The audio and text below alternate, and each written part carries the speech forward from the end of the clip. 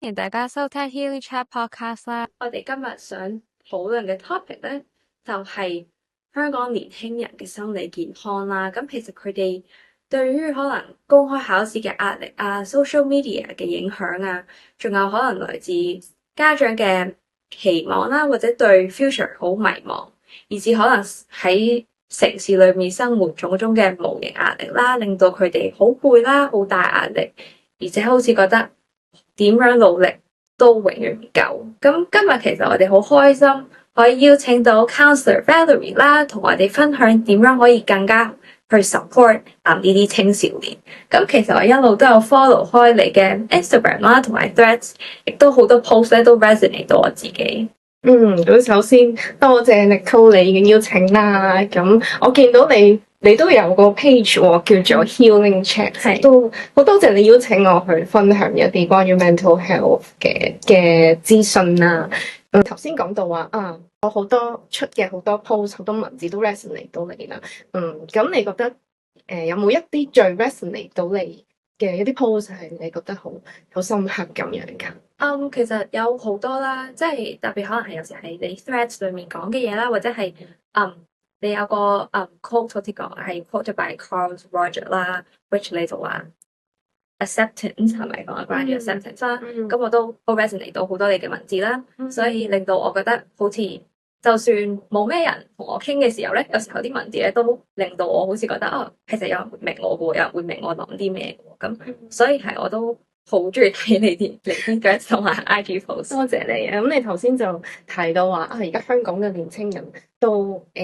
即係面對住好多壓力。咁你又頭先睇到你有時會去一啲 mental health 嘅 platform 嗰度去揾一啲 resource 去 support 自己啦。咁係咯。咁你覺得作為你依家你嘅年輕人啦，咁你又覺得你面對緊嘅最大嘅困難會係乜嘢啊？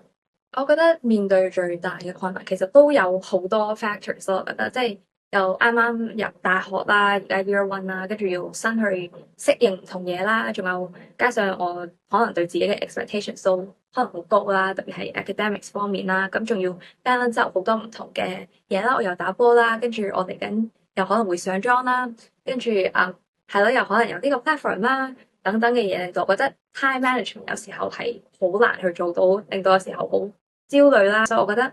好多 factors 都會令到我好大壓力，然後好似揾唔到方法去抒發。所以呢個都係你今日其中一樣嘢想探討嘅。係，咁你第一個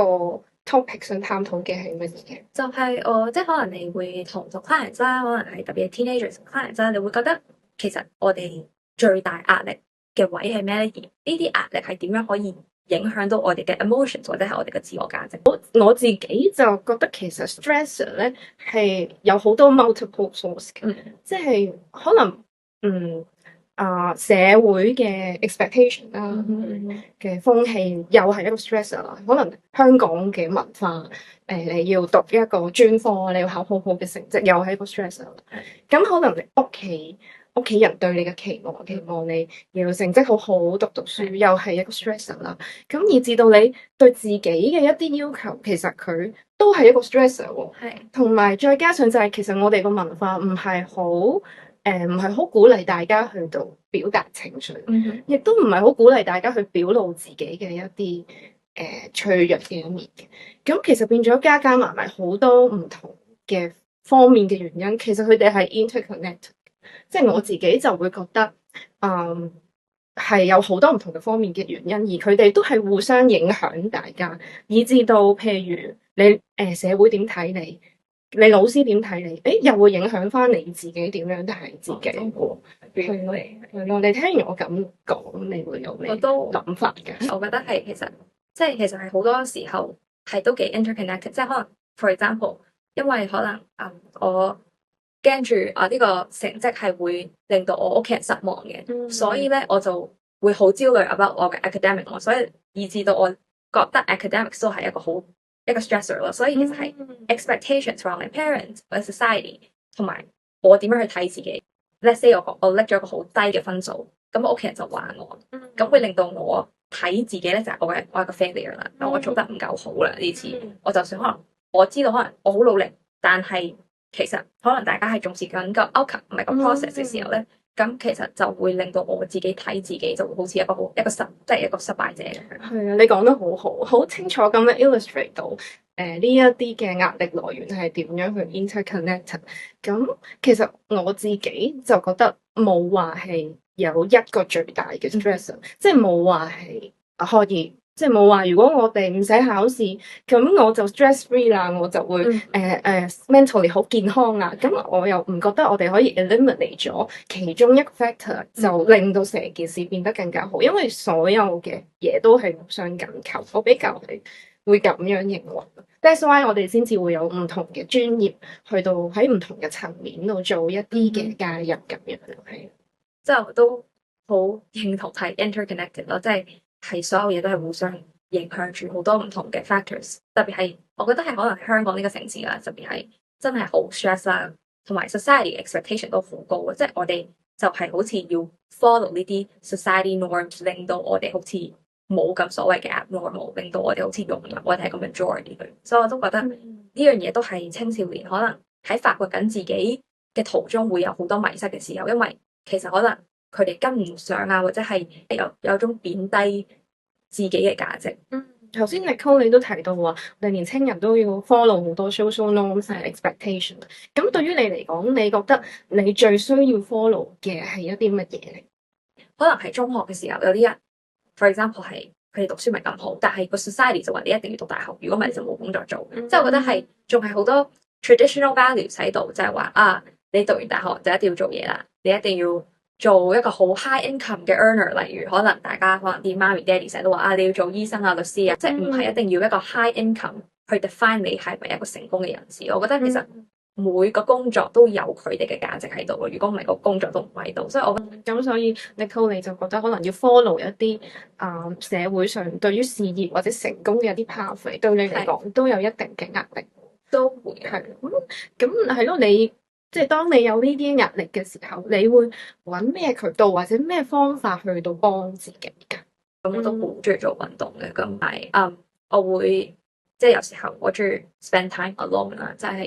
即係一個 me time 咁樣啦。即係咁我又想了解下，你頭先可能話做運動啦，或者係用 me time 都係自己一個，係咪因為覺得要開口，譬如同屋企人講，同身邊嘅朋友講，係咪因為覺得呢一個 step 好困難？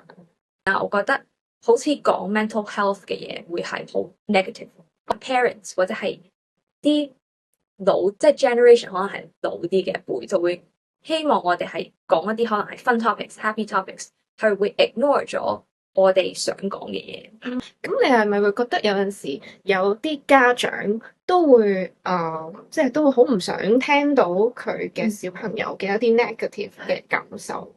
令到佢哋嘅溝通出現問題？呢個係咪都係你其中一樣想 explore 嘅話題啊？今日都好想講下，即係除咗壓力來源之外啦，其實都好想講話，即係我哋點樣去 open up 我哋嘅可能 mental health challenges 俾我哋嘅家長聽啦，或者咩？但係我覺得可能好多年青人都會發覺講完或者係等於冇講過，或者佢哋唔會 validate 我哋到我哋嘅 emotions， 即係佢哋會 try to avoid 呢個 listening，或者 avoid 呢個 understanding。係的確會有咁樣嘅情況，咁但係我又反而覺得呢一個狀況，即係佢哋點樣去家長點樣去回應學生或者小朋友嘅情緒，我覺得呢一個又唔能夠怪晒佢哋嘅。其實佢哋本身都好驚去 touch on 呢啲 negative 嘅情緒，而可能佢哋嘅成長入面，其實係冇人教過佢哋點樣 handle 一啲 negative 嘅情緒，唔係唔想幫，而係佢哋冇 tools，或者佢哋唔知點樣去表達佢嘅關心。同埋如果即係作為即係家長，其實佢哋自己本身係好驚呢一啲負面嘅情緒，佢哋自己唔開心，自己都唔識點樣處理嘅時候，咁其實又真係好難要求佢哋去到教佢哋嘅仔女處理情緒，或者去甚至去幫佢哋去俾一啲 tools 佢哋。咁身為我哋做即係如果係我哋嘅話啦，我哋 suffer 緊一啲 challenges 嘅時候啦，有啲咩方法或者一個好簡單嘅方法係可以同到家長或者老師甚至朋友係可以表達到我哋 mental health 嘅 challenges， 即係俾到我哋一個 safe space 去同佢哋傾。有兩個方法嘅，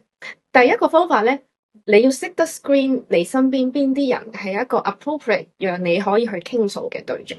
即係佢 emotionally 係可以 contain 到你嘅，佢嘅回應係讓你舒服，讓你可以再處理到自己嘅情緒去消化嘅。咁如果我哋識得 screen 身邊有呢啲人，譬如如果我朋友 A 原來佢嘅回應係令我好舒服嘅喎，咁我咪知道原來我朋友 A 佢係一個我可以安心傾訴嘅對象。咁如果朋友 B 原來佢嘅回應其實係好 blunt，或者佢唔識得點樣回應我嘅情緒，咁我自己啦就可能會未必將我咁多情感去向朋友 B 分享，因為我知道其實佢都有佢嘅限制，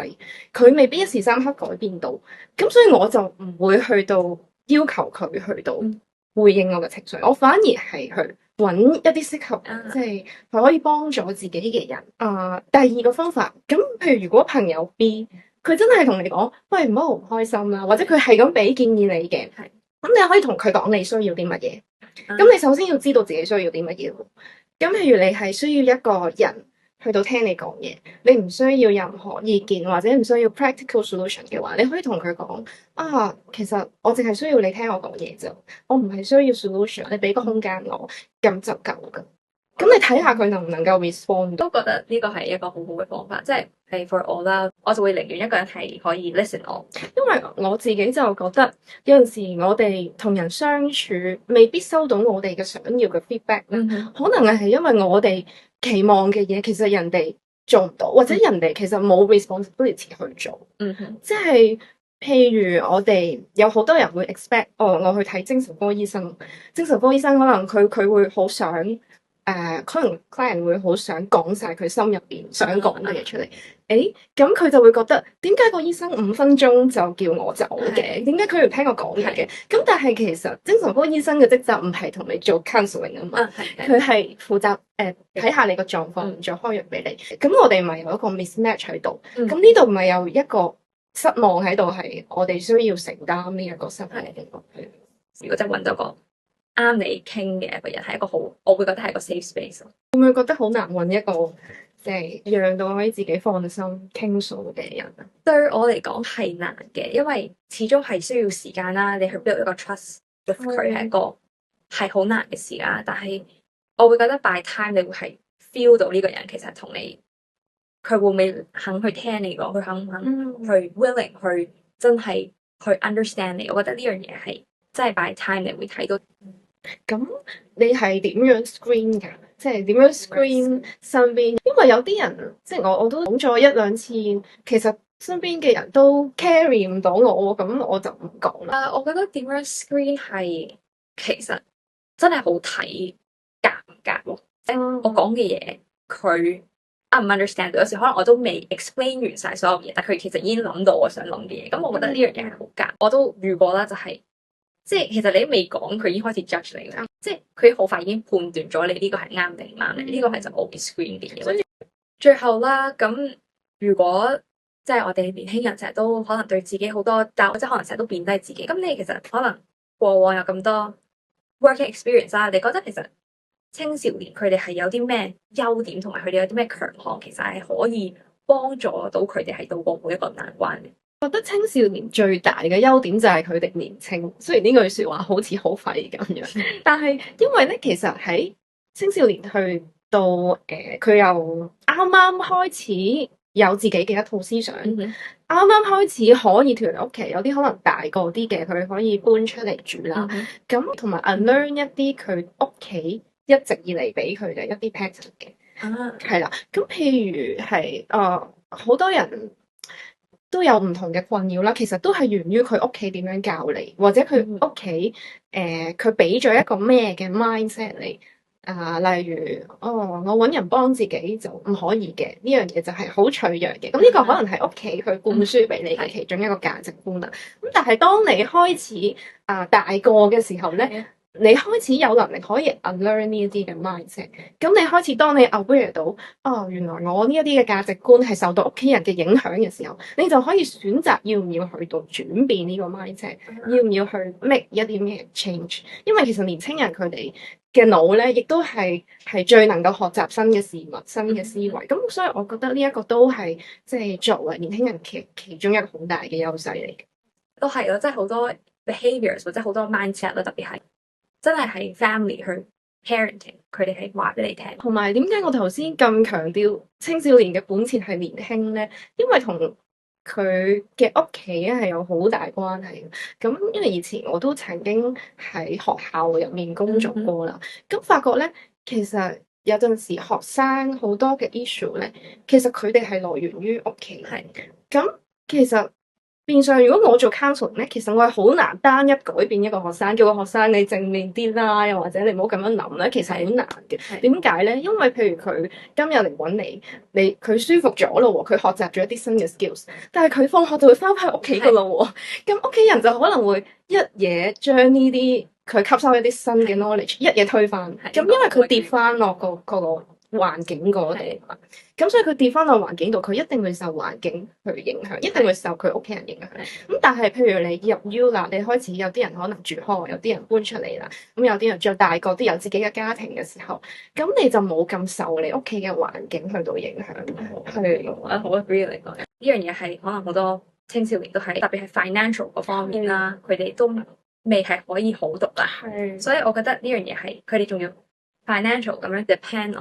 depend 住佢哋，所以屋企人就會覺得我而家俾緊錢你，所以你就要聽我話啦。呢樣嘢係我覺得好多屋企人或者我身邊嘅人都會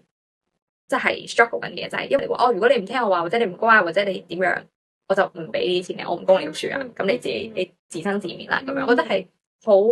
好多時屋企人會咁樣講，令到你會驚。令到你會肯聽佢哋講，的確係因為年輕人佢哋 financially 真係好需要 depend on 佢哋屋企，所以有時年輕人點解咁無力咧？就係因為喺佢哋手上面嘅方法好似冇一個做到，因為佢哋根本冇資源啊嘛。但係其實年輕人係一個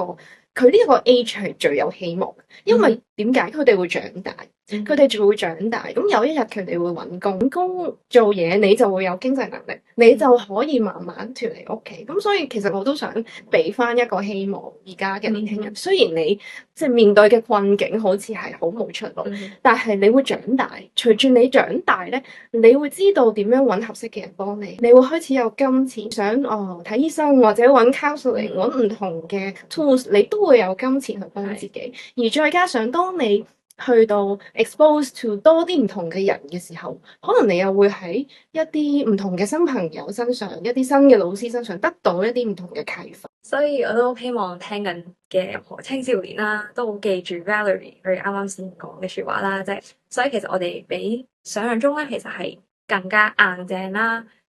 我哋而家喺呢個城市，每日喺度呼吸緊啦，掙扎緊啦，尋找緊啦，其實都已經本身係一個好有力量嘅事，所以。希望大家係記得啦，其實你哋嘅內在力量咧係可以撐過每一個難關啦。而就算你哋去尋求協助啦，呢個一定唔係一個 sign of weakness 咯。咁好多謝 Valerie 今日同我哋分享咗咁多 insight 啦。最後咧，我都好想帶出一個訊息咧，就係其實我哋關心我哋嘅心理健康咧，唔係淨係今日嘅事啦，而係我哋應該每日都值得去關注嘅課題啦。咁希望大家由今日開始啦，都可以多啲關心自己啦，同埋身邊嘅年輕人啦，一齊創造一個更加健康嘅環境，create 一個 better future for them. So thank you，多謝你。